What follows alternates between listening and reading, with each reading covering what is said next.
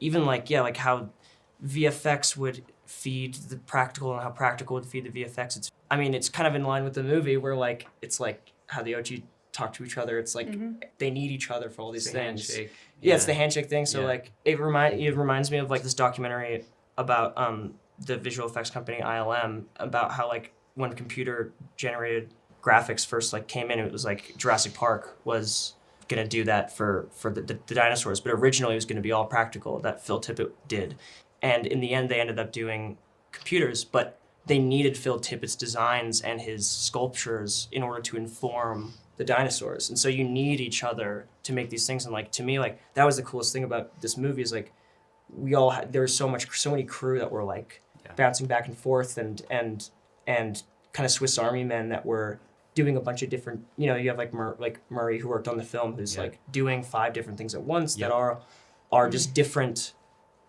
you know, mediums.